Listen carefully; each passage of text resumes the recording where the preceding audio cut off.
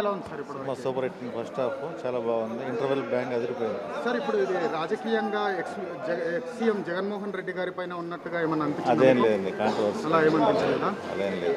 మామూలు జనరల్గా టాపిక్ తీసుకుని వెళ్ళిపోయాడు.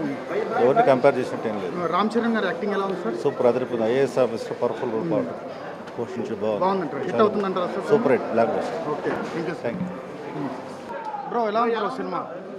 ఓకే అన్న, యావరేజే. యావరేజా? మరి అంత బ్లాక్ బాస్టర్ అక్కడ అనిపించలేదు. సో బ్లాక్ బాస్టర్ అక్కడ అనిపించలేదు అన్న.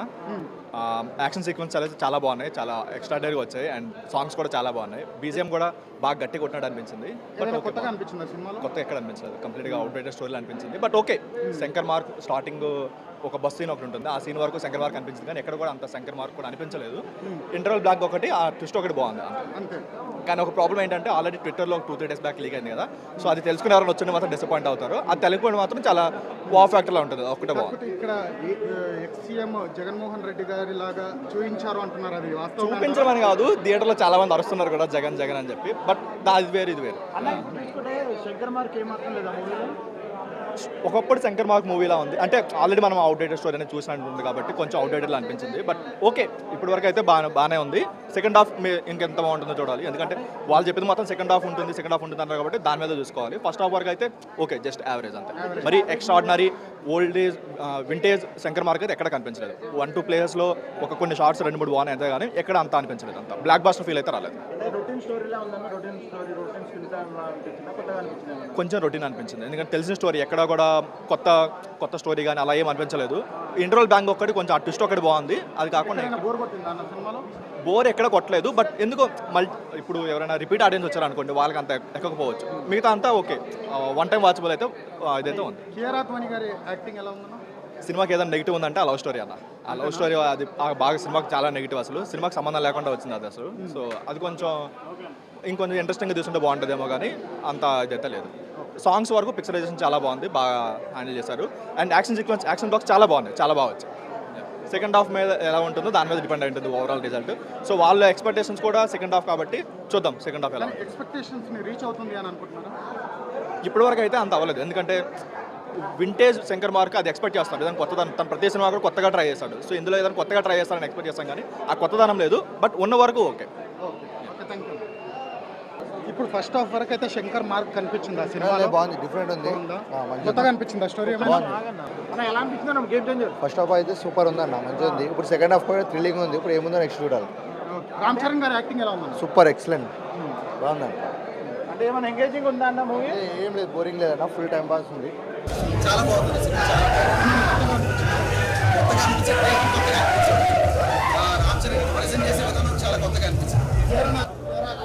వీరరాఘవన్ గారు చాలా బాగున్నారు. మంచి సీన్స్ ఉన్నాయి. యాక్చువల్గా లేవు అన్నారు, కానీ చాలా బాగుంది. కాకపోతే ఏంటంటే ఇప్పుడు ఇక్కడ ఎక్స్ సీఎం గారు జగన్మోహన్ రెడ్డి గారి గురించి ఎక్కువ తీశారు. ఆయన పోలికలతో ఉన్నట్టుగా ఆయన కౌంటర్గా తీసినట్టుగా అంటున్నారు. అలా ఏం లేదు భయ్య, అంతే. అలా అనుకుంటారు, వీళ్ళ ఫ్యాన్స్ ఉంటారు, వాళ్ళని అనుకుంటారు, వాళ్ళ ఫ్యాన్స్ అనుకుంటారు. అలా ఏం లేదు అసలు. Nothing, there is nothing like that. కొత్తగా అనిపించింది సినిమా, చాలా కొత్తగా అనిపించింది. టేకింగ్ బాగుంది, సీన్స్ బాగున్నాయి. యాక్చువల్గా హీరోని ప్రెజెంట్ చేసే విధానం చాలా బాగుంది. చాలా బ్లాక్ బస్టర్ అవుతుందంటారా? బ్లాక్ బస్టర్, ఇప్పటికే బ్లాక్ బస్టర్ అయింది. Nice, thank you. శంకర్ గారికి మంచి కంబ్యాక్ మూవీ అవుతుంది.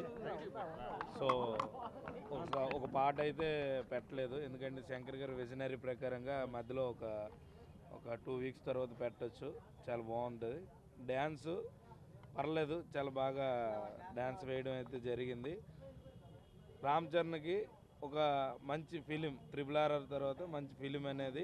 రాజకీయంగా ఈయన కూడా ఇలాంటి జోనర్లో సక్సెస్ అవుతాడా లేదా అనే ఒక మంచి మెసేజ్ ఒక ఫ్యాన్స్ అందరికీ, ఎలాంటి కైండ్ ఆఫ్ క్యారెక్టర్ అయినా సరే నేను చేయగలను, రంగస్థలం తర్వాత ఒక మంచి క్యారెక్టర్ అనేది. తర్వాత RRRలో కూడా రాజమౌళి గారు మంచి క్యారెక్టర్, అల్లూరి సీతారామరాజు క్యారెక్టర్ వేశారు. ఆయనకు కూడా అతను 100కి 1000% న్యాయం చేయడం జరిగింది. ఇప్పుడు కూడా ఈ సినిమాకి రాజకీయంగా అన్ని విధాలుగా నేను పర్ఫెక్ట్, సినీ ఇండస్ట్రీలో ఒక మంచి లెజెండరీ కొడుకు అనిపించుకోకుండా తన వంతుగా నేను నా ఒంట్లో నేను ఒక వెల్ అండ్ గుడ్ హీరోని, నాలో కూడా ఒక సత్తా ఉంది అని చూపించడం ఒక మంచి మూవీ అనేది చేయడం అయితే జరిగింది. సినిమా అయితే చాలా బాగుంది, క్లీన్ అండ్ క్లీన్. అస్క్ లేదు ఎక్కడ, క్లీన్ చూడొచ్చు ఫ్యామిలీతో, ఒక మంచి entertainment movie.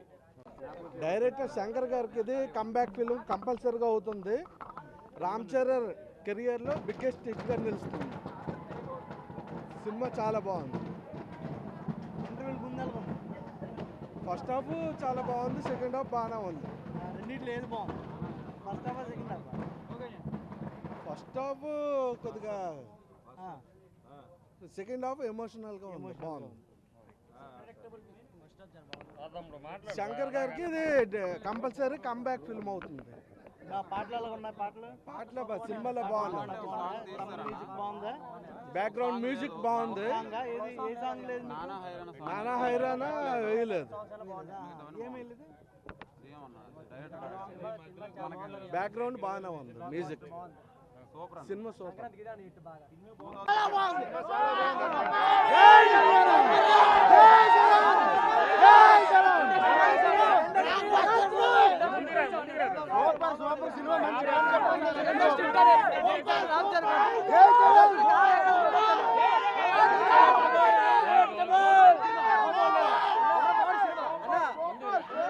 Ram Charan character మాత్రం పిచ్చెక్కించాడు అన్న.